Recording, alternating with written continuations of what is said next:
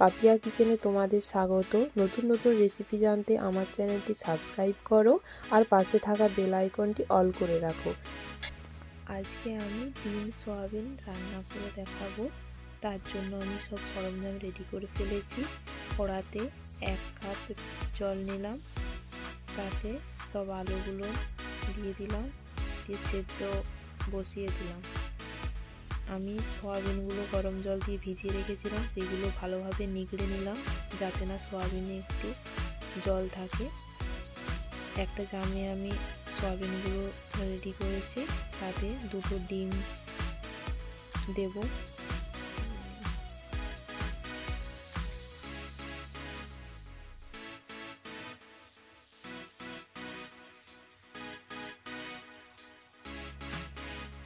পরিমাণ মতো 1 চামচ নুন দিয়ে দিলাম।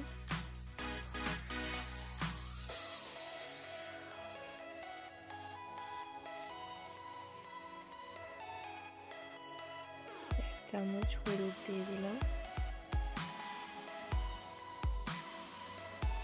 1 চামচ জিরে গুঁড়ো দিয়ে দিলাম,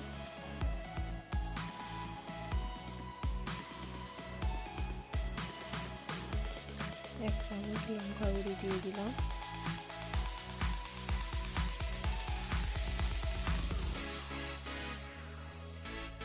ভালোভাবে কিছুক্ষণ ধরে মাখিয়ে নেব।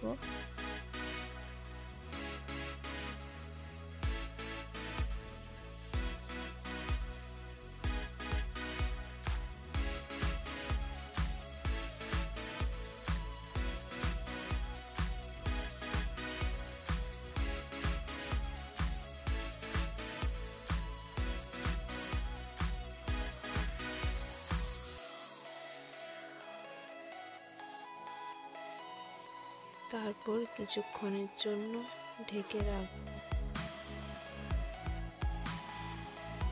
আলু সেদ্ধ হয়ে গেছে, আলু নামিয়ে নিলাম।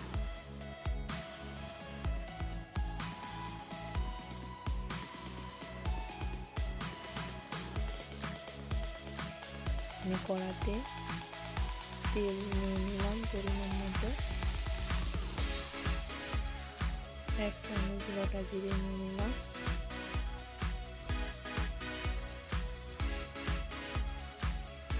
আমি ডিম সয়াবিন যে মিক্সড করে মাখিয়ে রেখেছিলাম সেটা এবারে ভেজে নেব।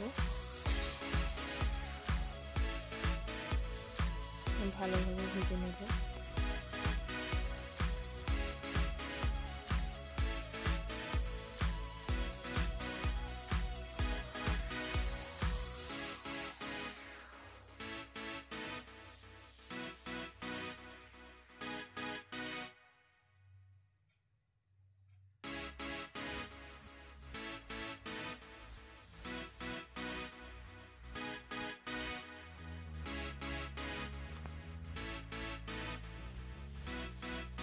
ভাজা হয়ে গেছে, নামিয়ে নিয়েছি।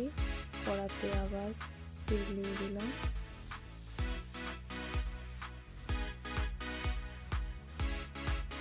সেদ্ধ করা আলুগুলো ভেজে নেব একটু।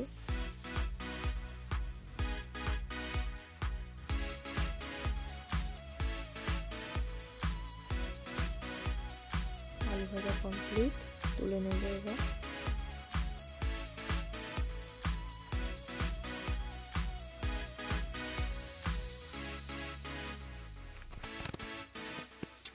আবার কড়াতে তেল নিয়ে নিলাম,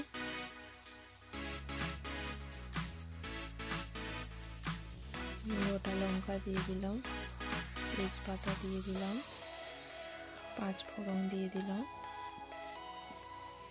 পেঁয়াজ কুচি দিয়ে দিলাম,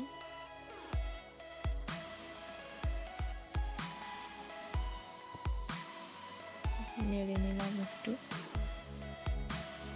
তারপর টমেটো কুচি দিয়ে দিলাম,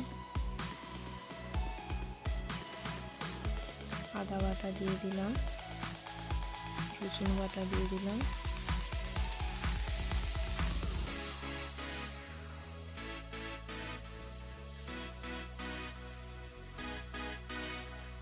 দিয়ে ভালোভাবে নেড়ে নিয়েছি। 1 চামচ হলুদ দিয়ে দিলাম,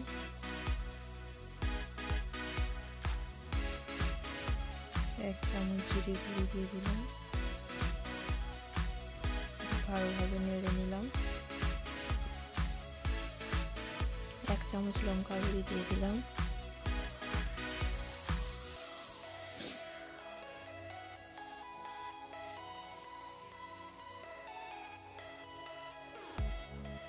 কালার আসছে দারুণ।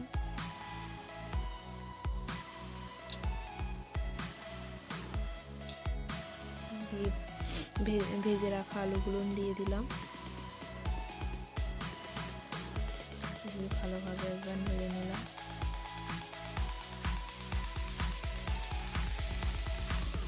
ভেজে রাখা ডিম সয়াবিনগুলো দিয়ে দিলাম, দিয়ে ভালোভাবে নেড়ে নিলাম। আলু ডিম সয়াবিনটা ভালোভাবে নেড়ে মিক্সড করে কষে নিতে হবে।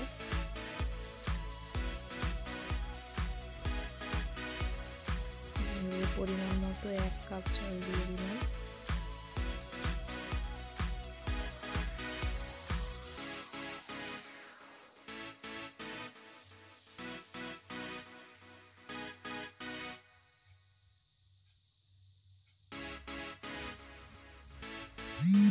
রেড মির্চি 1 চামচ দিয়ে দিলাম কালার আসার জন্য।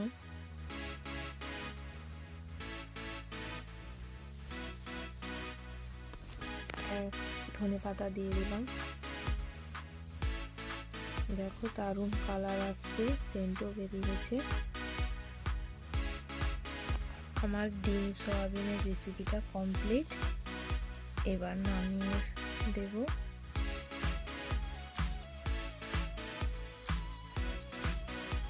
ভিডিওটা দেখে কেমন লাগলো কমেন্ট করে জানিও। পুরো ভিডিওটা দেখার জন্য অসংখ্য ধন্যবাদ।